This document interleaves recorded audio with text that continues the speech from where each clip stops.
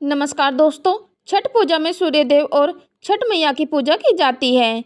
यह बहुत ही कठिन व्रत है जो 36 घंटे का होता है। छठ पूजा में नियम का पालन है जरूरी। छठ का प्रसाद बनाते समय नए चूल्हे का ही इस्तेमाल करें। चूल्हा ऐसा होना चाहिए जो प्रतिदिन जल सके। यदि आप चूल्हे का उपयोग करते हैं तो नए चूल्हे का प्रयोग करना चाहिए जिसे हर साल केवल छठ के लिए ही निकाला जाता हो। छठ पूजा के दौरान पहले इस्तेमाल किए गए चूल्हे का दोबारा इस्तेमाल नहीं किया जा सकता। दोस्तों, छठ पूजा के समय प्रसाद में अनाजों को अच्छी तरह साफ करना जरूरी होता है।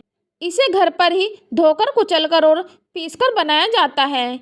इस दौरान इस बात का विशेष ध्यान रखा जाता है कि पक्षी अनाज को खराब ना कर दे। छठ के प्रसाद में इस्तेमाल होने वाले अनाज पर भूलकर भी पैर नहीं रखना चाहिए। जो भी ऐसा करता है उससे छठी मैया नाराज हो सकती हैं। दोस्तों, पूजा के लिए बांस से बने सूप, कटोरा और कटोरी का ही उपयोग करना होगा। छठ पूजा के दौरान कभी भी स्टील का या कांच के बर्तन का इस्तेमाल नहीं करना चाहिए। प्रसाद भी शुद्ध घी में बनाया जाता है। इसमें केवल फलों का उपयोग किया जा सकता है।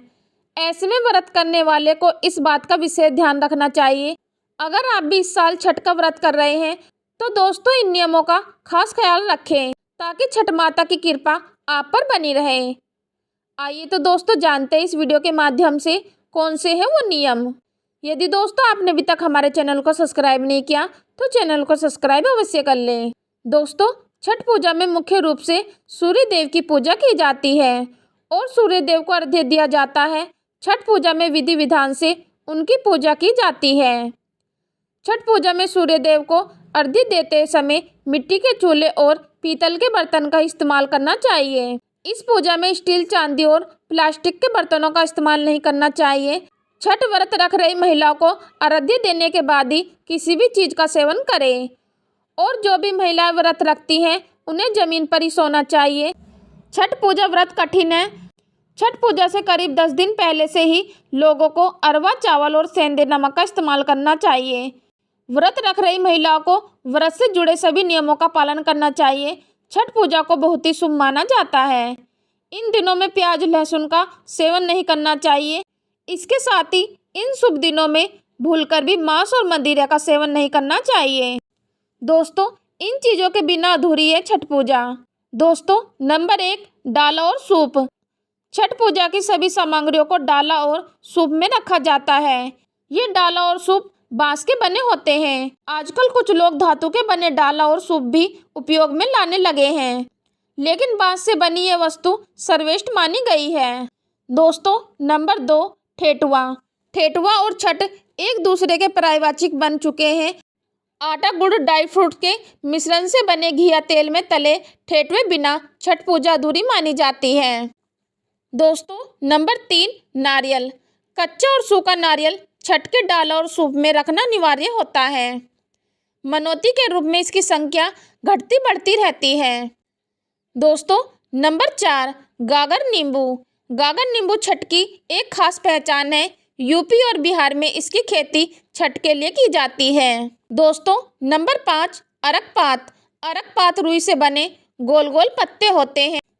लाल रंग के इन पत्तों के बिना छठ वाकई में अधूरी होती है। इन पत्तों को प्रत्येक सूप और डाला में रखा जाता है।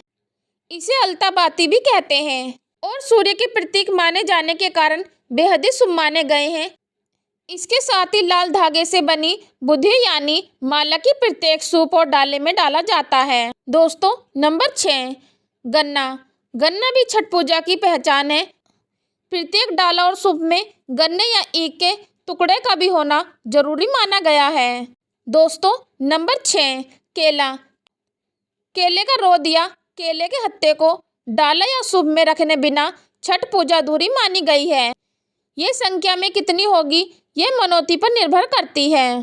दोस्तों, नंबर 7, पान सुपारी। छठ व्रत का उपवास रखने वाले यानी व्रती जब पानी में खड़े होकर सूर्य की आह्वान करते हैं तो वे अपने हाथ में पान सुपारी अवश्य रखते हैं। दोस्तों, नंबर 8, केराव।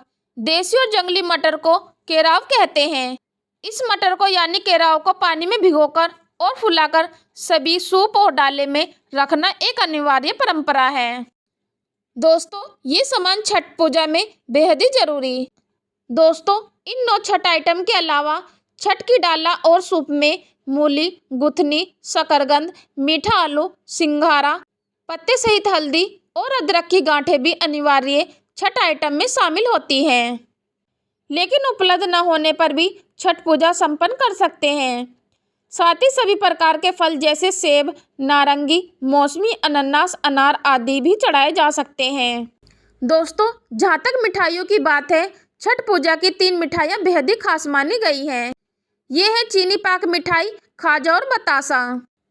दोस्तों, आप सभी से आशा करती हूँ कि छठ पूजा से जुड़ी जानकारी आप सभी को पसंद आई होगी। तो दोस्तों, नीचे दिए गए कमेंट बॉक्स में कमेंट करके अवश्य बताएं और ये वीडियो अपने दोस्तों को अवश्य शेयर करें। यदि दोस्तों आपने अभी तक हमारे चैनल को सब्सक्राइब नहीं किया तो चैनल को सब्सक्राइब अवश्य कर लें।